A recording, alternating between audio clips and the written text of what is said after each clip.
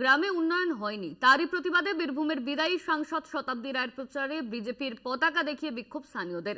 মোহাম্মদ বাজারের বাটের বাঁধের ঘটনা, যদিও অনুন্নয়নের প্রতিবাদে স্থানীয়দের বিক্ষোভকে আমল দিতে নারাজ শতাব্দী রায়। তার পাল্টা দাবি, বিজেপি নয়, স্থানীয় কয়েকজন নাবালকের হাতে বিজেপির পতাকা ধরিয়ে দিয়েছেন, একে গুরুত্ব দেওয়ার কোনো মানেই হয় না। অন্যদিকে বিক্ষুব্ধদের দাবি, তারা তৃণমূলের শুরুর সময় থেকেই তৃণমূলের সমর্থক, অনুন্নয়নের জেরে বিজেপিতে যোগ দিয়েছেন তারা।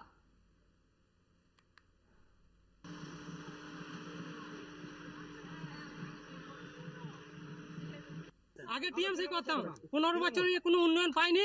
এক সপ্তাহ মানে আজকে থেকে কালকে কালি আসার কথা ছিল, যে বিক্ষোভ কি আপনাদের সেই নিয়ে ঢোকার কথা ছিল, তারা কিছু মনে করছে না বাটারবাঁধ গ্রামকে। তো দেখা যাক বাটারবাঁধ গ্রামের জনগণ আছে না নাই। একটা বড় ছেলে ফ্ল্যাগ ধরে আছে, বাকি 10টা বাচ্চা ছেলে যারা টিএমসি বানান যায় না, যারা বিজেপি বানান যায় না। তো সেটা কি বিরোধী দারুণ স্ট্রং মনে হলো, দারুণ কিছু মনে হলো? তোমাদের যদি মনে হয় তোমরা লেখো, ওই ছবিটা কিন্তু আমি ছাপাবো, যে একটা লোক ফ্ল্যাগ ধরে আছে আর বাচ্চাগুলো যারা 10 বছর 11 বছরের ফ্ল্যাগ ধরে আছে। ওরা বলছে যে ওরা তৃণমূল, ওরা হ্যাঁ, কিন্তু অঞ্চল সভাপতি তার উপর ক্ষোভে ওরা বিজেপি করছে। এবং আপনি বলেছিলেন যে মসজিদের সামনে একটি লাইট করে দেবেন, সেটা করতে পারেননি।